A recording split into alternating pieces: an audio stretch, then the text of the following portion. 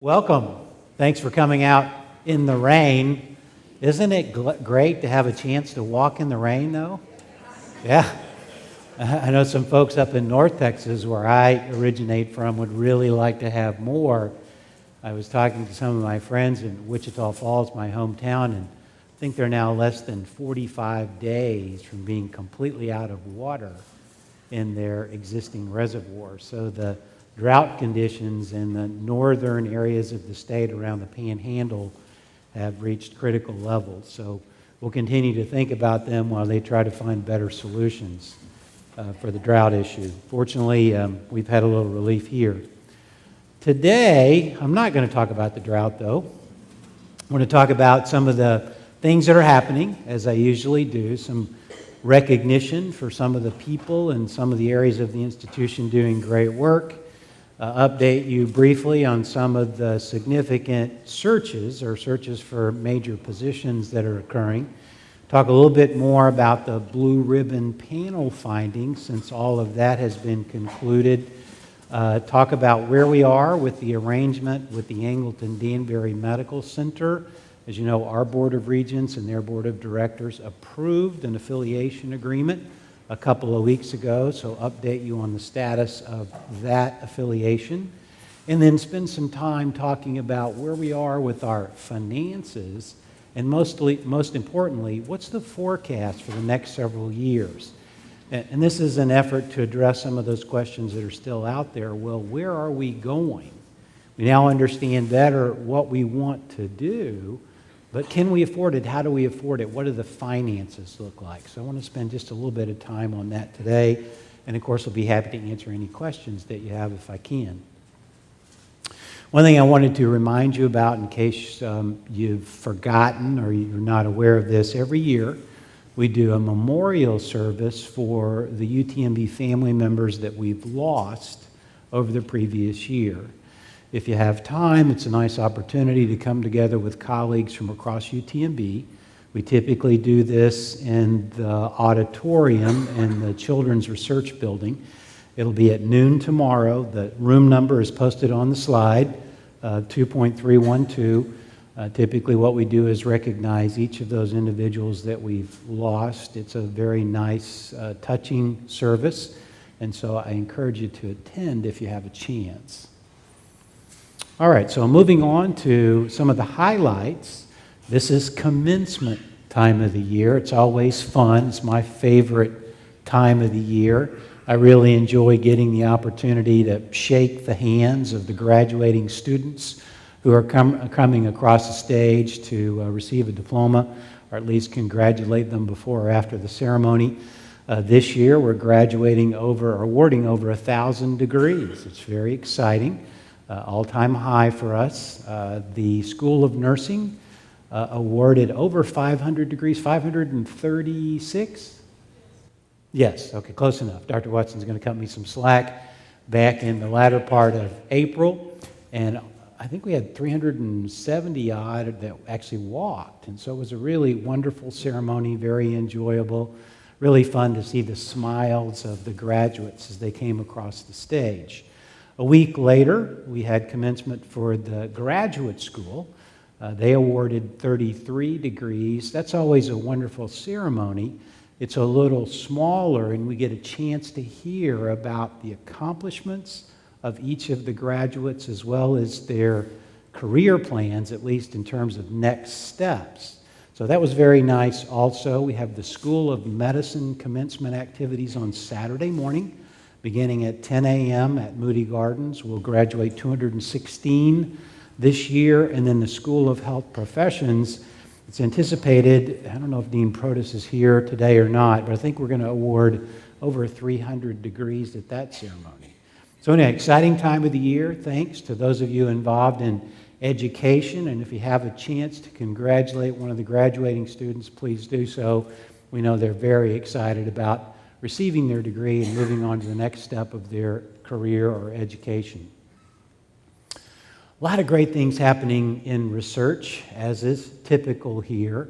And as we continue to celebrate, our research faculty are doing a great job competing for available grant monies competing successfully for those in spite of the diminished amount of funding that's available. And lots of, I didn't list all the awards we received, some of the big ones. There's an Ebola Marburg research grant involving us, a biotech company, a pharma company, and Vanderbilt. Total $26 million NIH award. Dr. Geisbert is the PI, I think, for that particular award. And so that's just been announced and is, of course, we're all happy about that and celebrating the fact that we're a big part of that effort. The Translational Addiction Sciences Center, Dr. Cunningham is the principal investigator for that group, has been awarded a $6.6 million grant to look at novel approaches to managing addiction. So that's exciting also. Dr. Peiser's picture is here on the right side of this slide. This is the one that was in the Chronicle. Did any of you see that article this weekend?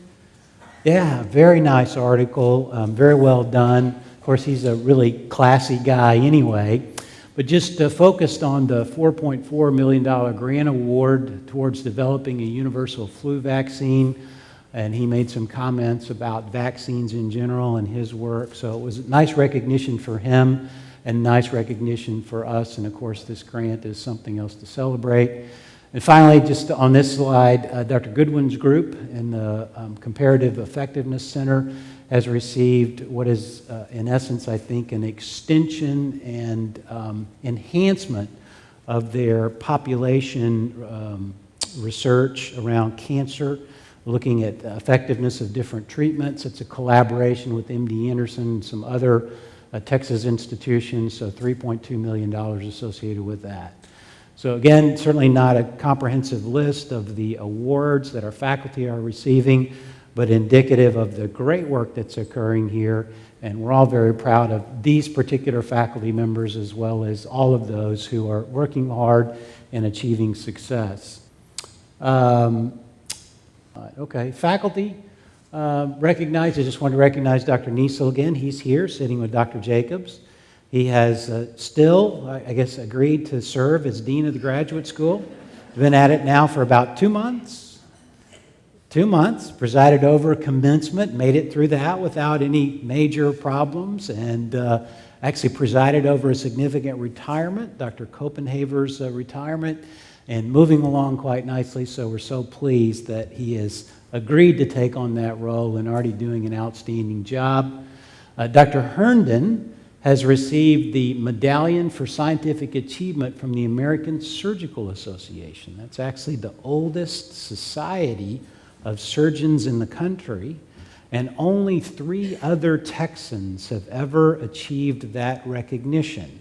So he's in rarefied air because those 3 other people were Michael DeBakey, Denton Cooley, and Dr. Herndon's mentor, Dr. Basil Pruitt. So appropriate recognition for Dr. Herndon and all the great work that he's done through the years. Of course, we're not telling him it's time to retire yet. We want him to continue to do that work. He is doing that, but nice recognition for all that he's done relative to burns. Dr. Kizek and Dr. Murphy were recently recognized at the International Symposium on Filoviruses. This is this is recognizing the work that they've done through the years, both involved in the characterization of the filoviruses. Those are the viruses that cause Ebola and Marburg, the hemorrhagic fevers. And we all know that those are a source of a great amount of research these days, and certainly appropriate recognition for these two and the marvelous work that they've done through the years. So I wanted to recognize the health system also. They continue to gather recognition for their great work. Recently, they were recognized as the first hospital in Texas to receive the American Heart Association's Gold Award for the use of resuscitation techniques. What this really means is that they're using the latest and greatest guidelines on a regular basis. They have to demonstrate that they're capable of doing that, and that, in essence, puts us ahead of all of the rest of the hospitals in Texas. So we're very proud of that achievement. I know one particular group in the hospital has been working hard on this. Others are closely following suit, so we expect that there'll be more similar recognition for different units across the hospital in the future. The folks at Epic have recognized the work that everybody put together around UTMB Connect. They surprised us and gave us what they call their Good Install Award, which basically means that we're the leaders. We've done better than just about anybody else in doing this sort of installation. So congratulations to all involved with that installation implementation. We know it went extraordinarily well. It's nice to know that we're among the leaders, and we have a celebration ceremony this week? Next week. Yeah, next week, next Wednesday, I believe, to just say thanks to all involved. So if you have a chance, come by. I believe it's going to be Wednesday afternoon. And finally, we have a partial picture of our revenue cycle operations group. They set an all-time record in April for cash collections. Now, what the revenue cycle means, for those of you not in health system operations, is this is the process that we use to create a bill. It starts with the description of the services that we've provided to patients and goes all the way through. Those services are then compared to the contracts that set the reimbursement rates for what we do. The revenue cycle folks work through all of that and help us collect the payment based on the contracts and the services provided. This is a very complicated set of operations. It's something that we have to stay on top of all the time. This is a very dedicated work effort by a large team of people, and they've done it extraordinarily well. So I just want to congratulate them, say thank you. That there was a challenge goal to say, okay, let's see if we can do something we've never done before.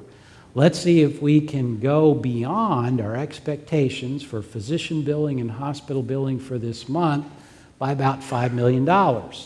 And if we can, Ms. Sollenberger agreed that everybody could celebrate by wearing their blue jeans and flip-flops or shorts and flip-flops to work, and it'd be kind of a beach party approach. And so everybody wanted to see Ms. Sollenberger come work in her capri pants and flip-flops, so they pushed way past that goal. And so she's committed to go, I think, on Friday the 30th and go over in the capri pants and flip-flops and celebrate with this group. So if you all would please join me, give them a hand.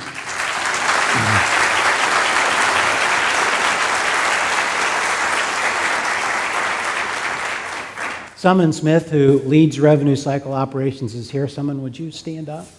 Okay.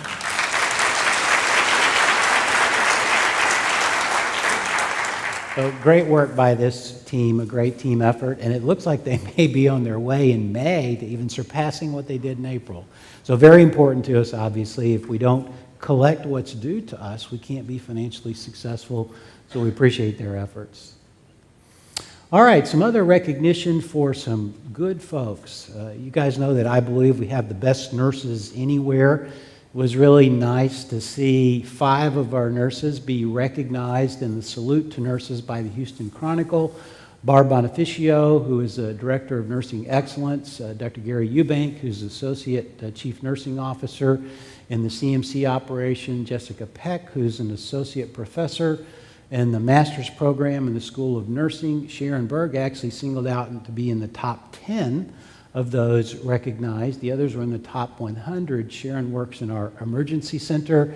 And finally, Subi George, who is a nurse clinician 3 in the postpartum area and works at night. Subi is also a very active member of our Employee Advisory Council. So great recognition for a great group of nurses, and they represent a marvelous collective effort on the part of our entire nursing staff across both inpatient and ambulatory operations.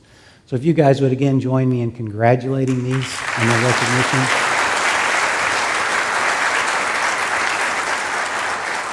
Well-deserved and fun to celebrate. Okay, so searches. Dr. Mariano Garcia Blanco has accepted Dr. Jacobs' offer to serve as the new chair of the Department of Biochemistry and Molecular Biology. He'll be starting later this summer. He comes to us from Duke, where he served for almost 25 years there. He has a special interest in a lot of the stuff that's occurring associated with the national lab. So we think he'll be a nice fit here, and we're looking forward to his getting started a little later in the summer. Dr. La Posada, we've talked about briefly in the past. He will become the chair of the Department of Pathology beginning July 1st. He is very active clinically as well as in research and active in education. So nobody can ever replace Dr. Walker. He's back there in the back. David, why don't you stand up and let us recognize you too?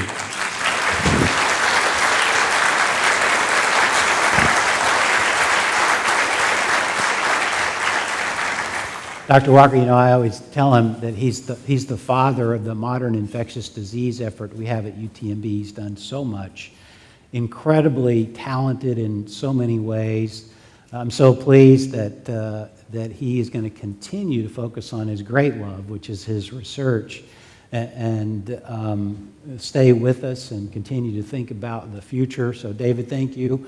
I'm sure we'll have plenty of opportunities to celebrate later in the summer. But I just wanted to say publicly, we can't say thank you enough for all the tremendous work that you've done for all of us here at UTMB. So thank you. Really appreciate it.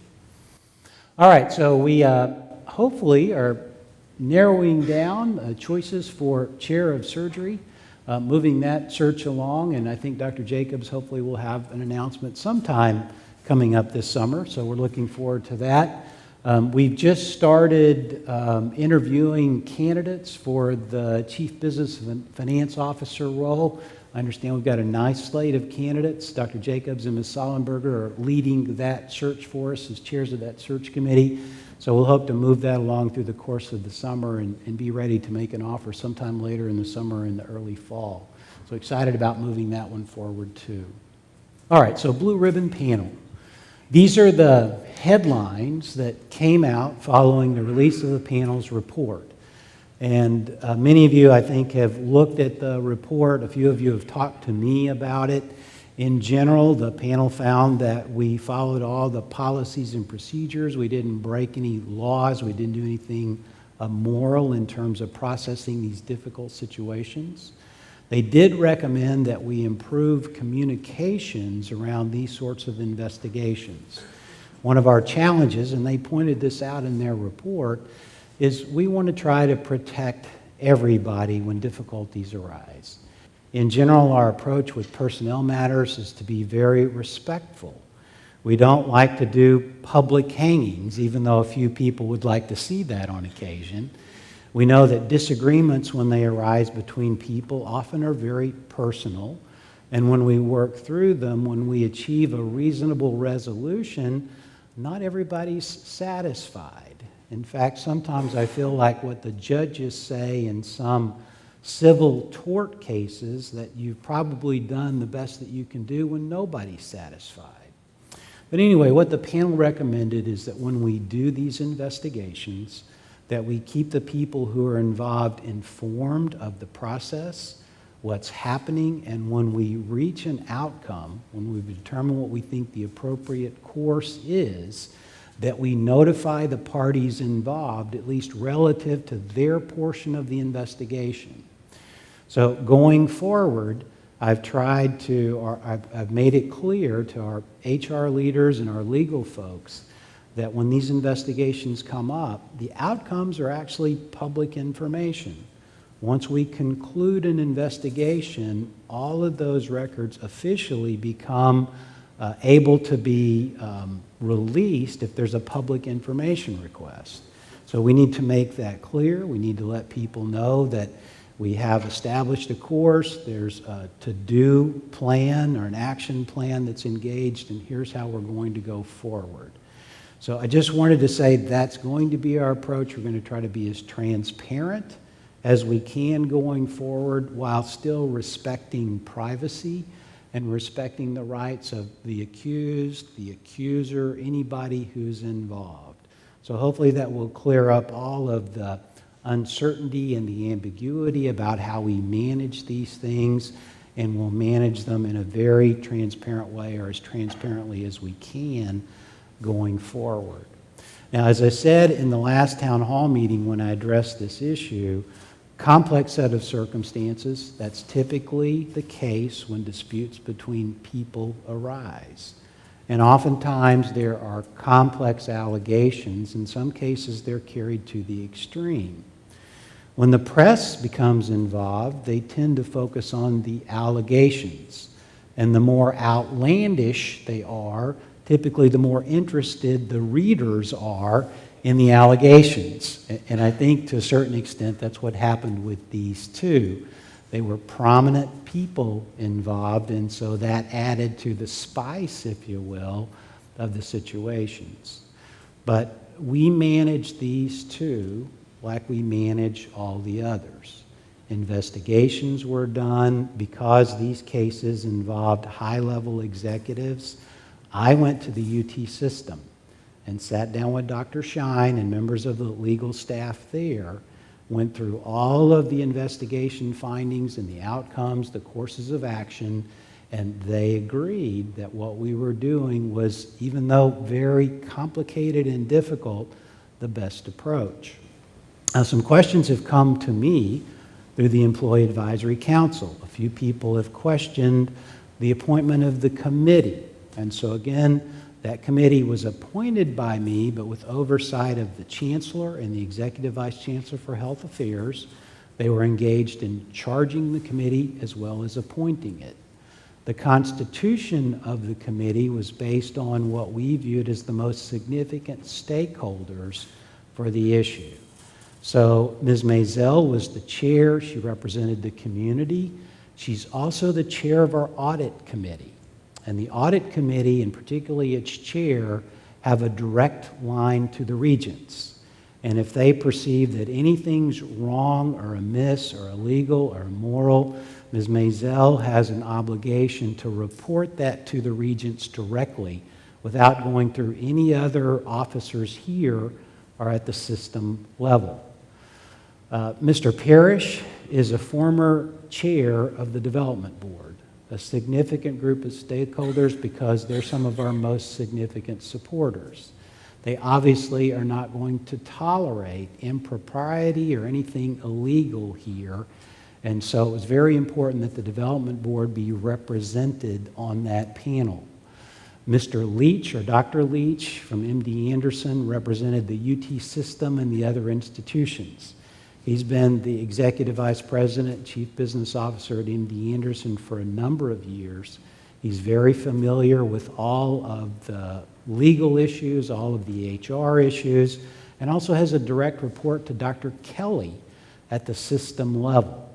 So again, those three had no particular allegiance to me. Their principal allegiance was to groups outside the institution. And then the other stakeholders for all of us were Ms. Cantini as the chair of the Employee Advisory Council and two of our more senior faculty members. The reason that I chose Dr. Thompson is because she's been here for a long time. She knows more about this place than just about anybody else, and she has no particular allegiance to me either. Her allegiance is to the institution. Dr. Sowers, on the other hand, a relative newcomer from another place. He's seen the outside world, also very well respected, without an individual allegiance to me or any other officer here. So that was the constitution of the panel. Could we have made it bigger, perhaps broader? Maybe.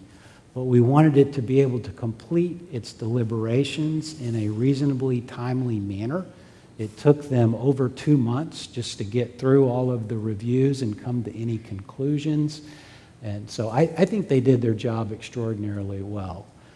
Certainly you can throw stones at us if you want to, saying we could have done this differently. We could have, but we accomplished our goal of representing significant stakeholders for UTMB. So that was what was behind the panel choice. I'm happy to answer any other questions you have about that panel or its findings. I think the most important thing is, and the committee pointed this out, is that we really need to continue to think about what our values mean, about what professional behavior means, and how we all hold each other accountable. As I mentioned the last time I talked about this publicly, I think the thing that happened here with all the parties involved is they used conversation styles and interactions that might be appropriate outside UTMB in different sorts of friendships, but would never be appropriate in the workplace. And the executives, rather than responding to say, you know what, you probably don't mean this the way that you're sounding to mean it. You mean this in a friendly way, but it's inappropriate for the workplace. Instead, they engaged, and that left them vulnerable, and it all went downhill from there. And so that may be a particular trap in our culture where we are very friendly. The communities that we serve are small. Many of us tend to see each other outside of UTMB, and our relationships outside UTMB are different. They're less professional. So I continue to think about this. I think we don't need any more rules. We don't need any more training. We have strong core values. I think what we all need to do is just think about how we, in a professional way, in a respectful way, hold each other accountable every day. We show each other the respect, even when we disagree. It's okay to disagree. In fact, oftentimes out of disagreement, we develop stronger solutions. But rather than be angry or inappropriate or make cynical comments or other comments that might be considered demeaning, we need to recognize, gosh, here's what we're really talking about. Our conduct, our behavior needs to be professional at all times, and let's make sure that we keep it that way as we go forward. I think that's the solution for moving forward. And so I've met with the Faculty Senate, I've met with the Employee Advisory Council and talked a little about this. I've asked them to come back with some recommendations, again, not about anything punitive, but just about things that we can do every day to help each other in terms of maintaining the appropriate levels of interaction. All right, so moving on to Angleton Danbury. This is very exciting for both organizations. Talked about this, I think, at the last town hall meeting also. The Angleton Danbury Medical Center is owned by the Angleton Danbury Hospital District. That's a public organization. This little hospital has been there serving the community needs for some time. It has about 60 beds, although their average daily census is around 20. They have a nice medical staff composed of practitioners who practice there in that community, meeting the medical needs of the residents of the Angleton Danbury area. But they're like a lot of small hospitals, like us too. We're all seeing diminished reimbursement per unit of clinical service. Their challenge is that they don't have any way to recognize an economy of scale in terms of purchasing, dealing with other market forces. And so they see their expenses going up faster than they're able to raise their revenues. So they've been looking for some time for some sort of affiliation which would give them access to other forms of efficiency that come only with being part of a larger organization. We, on the other hand, looking for opportunities to extend our services into the surrounding communities where we have patients. We certainly have patients in the Angleton Danbury area, and it's a growing number of patients, just like we have patients in League City and Webster and Friendswood and a lot of the surrounding communities. When you look at the size of the Angleton Danbury Medical Center, it's pretty much akin to what we're developing in League City in terms of the number of beds, the approach, the community level of service. So if you will, the Angleton Danbury alignment is an extension of that same sort of strategy to make us more accessible in the surrounding communities. So the folks in Angleton Danbury approached us. We started thinking about this and said, you know what, we can probably create a relationship that makes this a win-win situation for both parties. And so we've worked to do that. We think we have something that will create success at UTMB as well as in Angleton Danbury.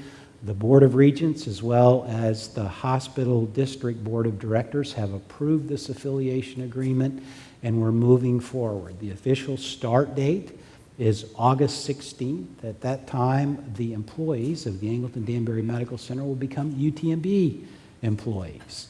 The members of the medical staff will not become employees, but they'll become affiliated with UTMB as adjunct members of our faculty, and that will enable us to operate that hospital just as we operate our other hospitals here and as we'll operate the one in League City.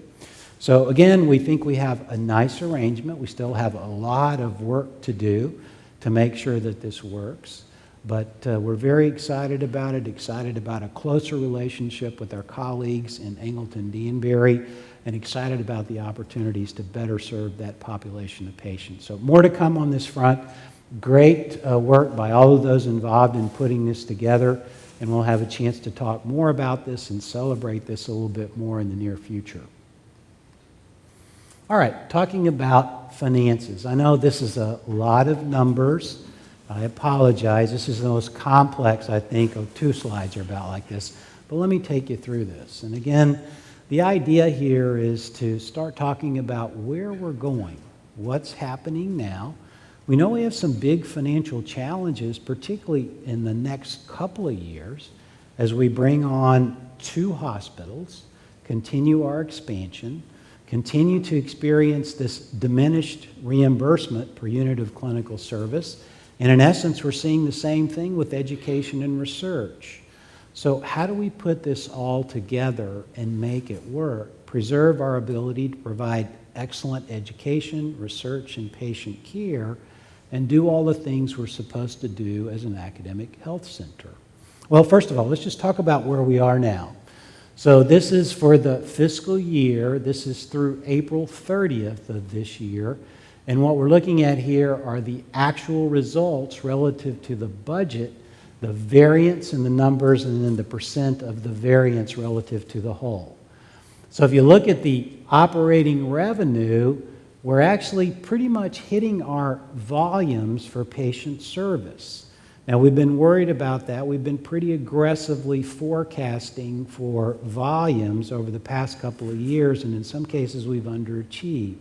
But we're hitting a sweet spot now, so we're still a little bit behind on net patient care revenue, but doing pretty well on that front. You see grants and contracts holding their own relative to budget. I'm really excited about that. And again, congratulations and thanks to our research faculty and the staff who support them. We're continuing to be very competitive for the dollars that are available. Tuition and fees, other operating revenues that you would expect to be close to budget. So while we're still a little behind relative to the operating revenue, we're doing okay. We're making that up by being okay on expenses and non-operating revenue. So if you look at where we forecast to be at this point in the year, we were forecasting about a $6 million positive margin. Instead, we're at 14.4. So that's something to celebrate. We're actually a little ahead when you add everything up. Now, part of this is what some of you have complained to me about. You know, we did some sweeps of some unspent money in the expense budget. I'll come back to that in just a minute. But the idea is to, okay, we need to continue to push to generate savings on expenses because we're like Angleton-Danbury on a larger scale. A lot harder for us now to push up revenues than it is to push up expenses or allow them to grow. So we want to look harder at efficiencies because we know we're going to have to become more efficient in the years ahead. So this is just a slightly different look at those April 30th numbers. This is this fiscal year compared to the last fiscal year, again with the variances and percentages here. And if you look at the growth here in the operating revenue, it's actually nice, a little bit under 4%. The operating income is actually ahead of where we were by about 4%, so that's very nice too. We're doing a reasonable job of controlling expenses. Our contribution margin has grown quite nicely. So again, we're ahead of where we anticipated being. Again, great results, good management. Some of this is just timing. That always happens. It can affect us to the positive or negative. But in general, holistically, we're doing a very good job of managing our finances. So I'm very proud of all the work that everybody's doing to make this happen. Now, here's the challenge, okay? Again, think about Angleton Danbury on a small scale, the limited ability to increase revenues, but things becoming more expensive to operate.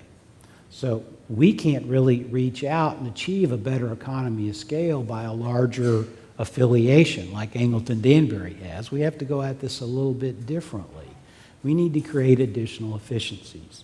We've all been working on that. We've been thinking about it. How do we focus on excellence? How do we let some of the things go that we really shouldn't be doing there on the fringe, reinvest in the things that are most important, things that we're really good at, things that allow us to demonstrate excellence and be financially successful? So every year we update the 6-year forecast and turn that into the UT system. So this goes all the way out through 2020.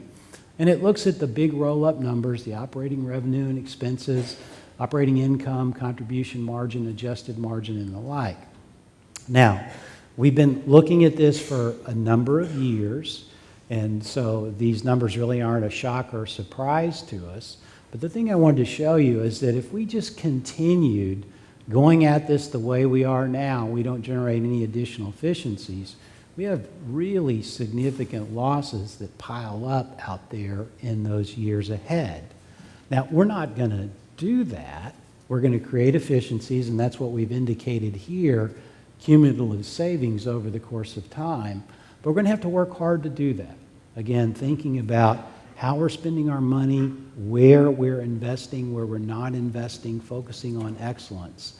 And so it's just going to get a little bit harder in the years ahead, and we're going to start talking more and more about that. Now, one thing I want to be clear about, I know somebody's going to rush out of this meeting and say he's talking about layoffs. No, we're not talking about layoffs. We do not have to do that.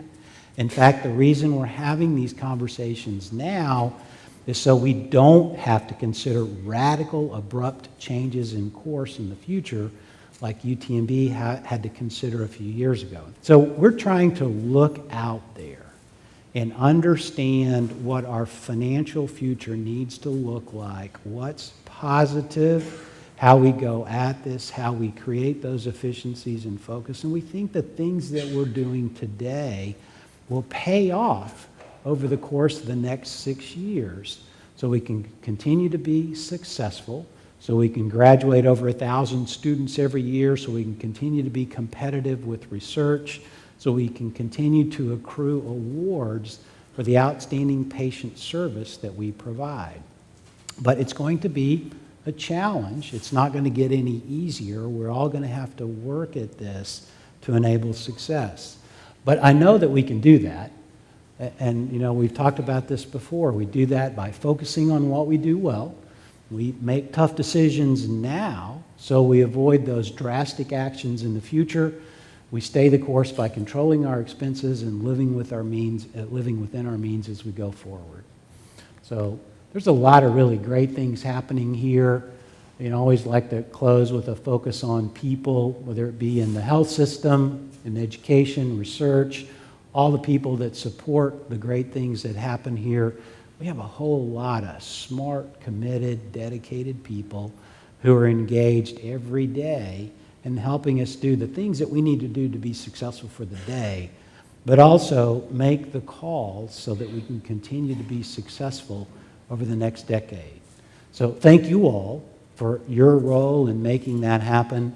And even though we have some work to do, I have great confidence that we can be very successful well into the future. The other thing that I want to mention is what I've said before. A few years ago, UTMB was in financial straits relative to its own particular individual situation. We've moved beyond that. The straits that we're in now are the same ones that other academic health centers are in around the country. We're all considering the same sorts of things. I don't know if you noticed that cumulative number. It was about $95 million. The round number that's being thrown out by the major academic health centers around the country is between $100 to $150 million in efficiencies over the next 6 years. So we're all in the boat together. Nobody's asking us to do anything that other people aren't considering doing. So again, I feel comfortable that we can get there. So anyway, thank you very much. I appreciate all of the great work. Thank you for being here today, and I'm happy to answer any questions that you have. Ms. Allenberger. This isn't a plant. He doesn't know I'm going to do this.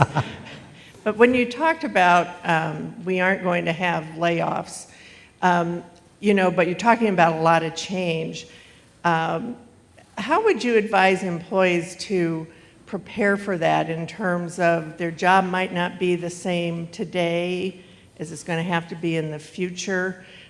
So there will be change, and I think that people need to be individually thinking about how do they best adapt to that so that the work they do continues to be relevant. Great comment. Thank you for that prompt. Yeah, we've been spending a lot of time talking about My Road Ahead and development, and the fact that so many of our people now work in multiple teams. And so as we go forward, certainly we're going to have some programmatic changes, but what we're trying to do is make sure that our people are prepared for those. So if the aspect of a particular program that they're working on goes away, there are plenty of opportunities for them to contribute with others. So their job doesn't, or that portion of their job may go away, but the job in total doesn't. So more of a focus on training, making sure that we have broader training for the sorts of work that we do or we may do, and so that we keep our workforce intact and maximally productive over the course of time. So we'll be spending more time with that as we go forward. Thank you. Dr. McKinley, do you want to make any other comments about that? I know we've had a lot of conversations about that being our number one goal in terms of development of staff, but is there anything else you'd like to say?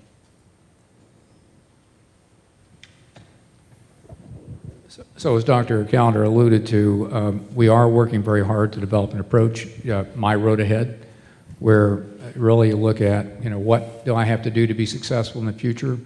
And then what development do I need in my particular role or anticipated role that enables me to do exactly that? So you'll see more of that coming out in the weeks and months to come. So I think everybody will have a plan, and the plan will be designed to help us all be successful. Great. Thank you, sir. Other questions for me? Todd, if that's the case, no other questions. You and Mike are sitting together, so it gives me just such a great opportunity to pick on you guys. So Todd, you start first, Mike, and then you can go second. And talk about some of the things you guys are doing relative to staff development, some of the approaches and the like, because I think in many ways you've got model programs that we may want to extend or do something similar across the institution.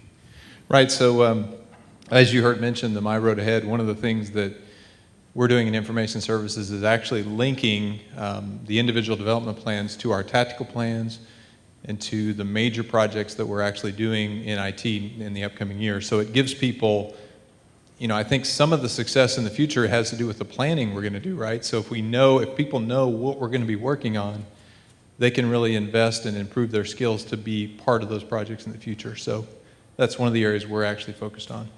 Okay. And Mike, you guys have done a lot of retreats thinking about the future, and you've done some nice work with additional certifications. Can you tell us a little bit more about that? We have. We know that as you look around the industry,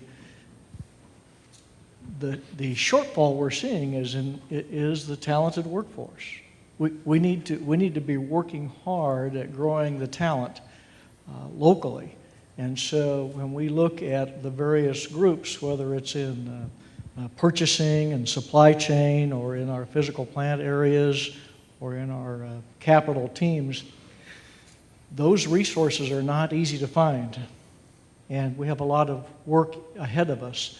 But that work that, as Todd mentioned and as you have mentioned, is going to be different. So we have a very dynamic effort out there right now to identify where's the workforce of the future, Are they being trained in the things that we need people trained on? And how do we reward our own people as they move forward into those new skill sets? A lot of conversation, a lot of good activity going. We're looking forward to it. Yeah, we appreciate the great work that you guys are doing, and several others, so thank you. Mary, hand the microphone to Dr. Jacobs, so let's see if we can. Part of the effort in terms of focusing really is going to come out of the AE 2020 effort. Marvelous effort involving a lot of people across the academic enterprise to look at opportunities for the future and then prioritize them and rank them and come back with recommendations that we can consider. So do you mind giving us an update on where we stand?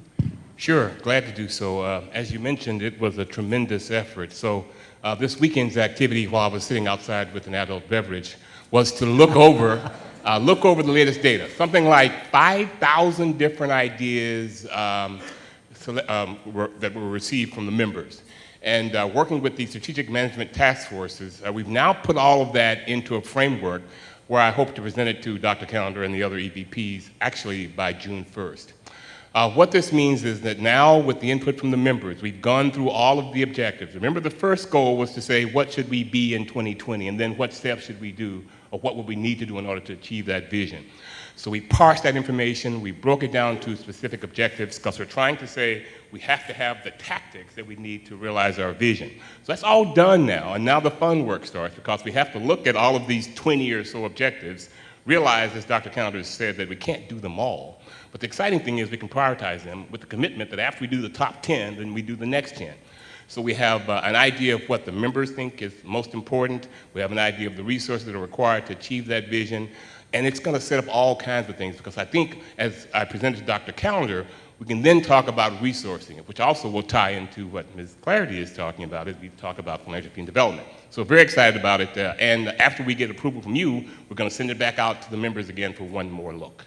Thank you. Great. Thank you, sir. Great work. Thanks to all involved. Okay. Anybody think of a question or any other comment they want to? Dr. Callender, I have a couple Yes. of questions that came in from the website. Hi, Raymond. First of all, performance evaluations should be based on individual performance versus entire departments. Salary increases should be commensurate to job performance. Why doesn't each department handle this the same way? I'll get.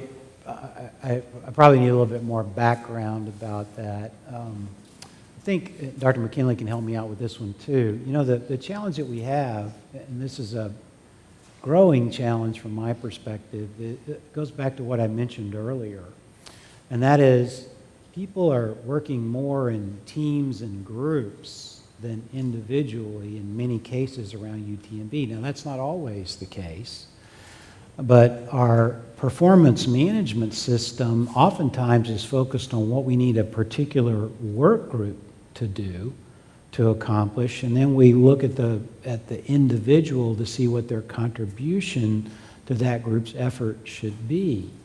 So when we design incentives and we design access to merit pools and the like, we have to think about both. The performance management system has to accommodate a broad range of work situations. And so it is certainly customizable. I don't think it's possible to come up with a one-size-fits-all approach to the way that we manage performance or compensation associated with performance, because there's so many different types of work that occur here. Dr. McKinley, am I on the right path, or you okay with that? Okay, so he doesn't have anything to add, so he'll let me hang on that one on my own. All right. The next one, how can we improve on the interview process in notifying applicants in a timely manner that they did not get the job they were applying for? From my experience, no notifications were ever sent out to the applicant. A lot of work happening on that front. Yeah, Ron, please. Thank you. I am armed with lots of statistics. All right, thank you. That's a good thing. So, as you may know, we some years ago the decision was made to use PeopleSoft, which is now Oracle, as our human capital management system.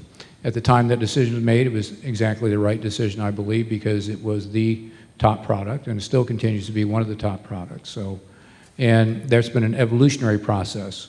We have begun in human resources, and specifically the talent acquisition folks, which we have called recruitment in the past, have embarked upon a process improvement project led by our black belt,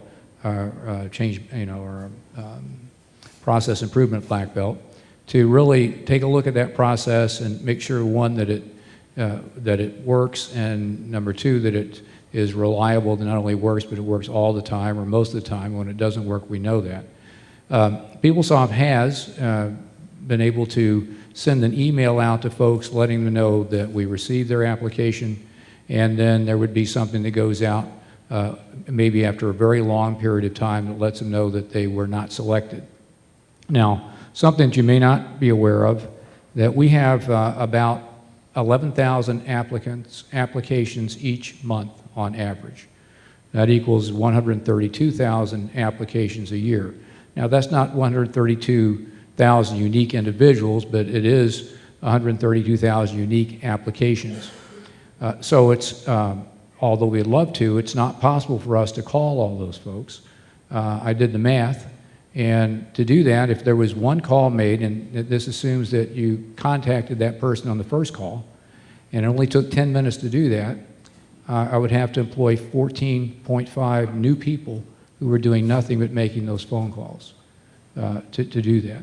So what we are going to be able to do with the HCM product is to push more communications out via email to applicants along the path, so that they'll know earlier kind of where they stand in the recruitment process. This also lets you know that last year we hired 3,616 people. Now, all of those folks got telephone calls, at least one. Now, that assumes if we do most searches, we have probably 2 or 3 finalists, or more than that, maybe 4 or 5 for each one of those. So that means that about 12,000 telephone calls were actually made to candidates, and these are the ones that were well qualified and the ones we were interested in. So hopefully that kind of clears the air, people understand what's really happening. That's where we are now. So if I That's where we are. understand you, we're working within the limits of the system that we have, understanding we'd like to improve it over the course of time. That's right. And we're looking at ways to improve communication through electronic means. That's correct. Email notifications relative to progress of a search. That's right. Okay. And that we should see some real improvements by the end of this fiscal year, Okay. and especially with regard to people receiving notifications along the course of the employment or application process. All right. But we'll never be able to call everybody on the telephone and talk to them, which we would like to be able to do. Sure. So it's just not It's a feasible. huge logistical challenge. Right. So, okay. The last question I have, Dr. Callender. We were told that the new UTMB ID badges would be distributed by the end of March, and here we are 2 months later, and they haven't been distributed. Can you advise what the issue is? You know, I don't know about that one. I'm sorry. I'll have to check on that one. We can post that one out on the president's website. The police department actually issues the badges. I know they had some difficulty with procurement and some other things, but I wasn't aware that that still was an issue. So we'll check on that one and get that information out. Sorry, I don't know the answer. Okay, thank you. All right, thanks, Raymond. Thank you all. Thanks for coming out today. Have a great day and a great rest of the week. UTMB Health, working together to work wonders.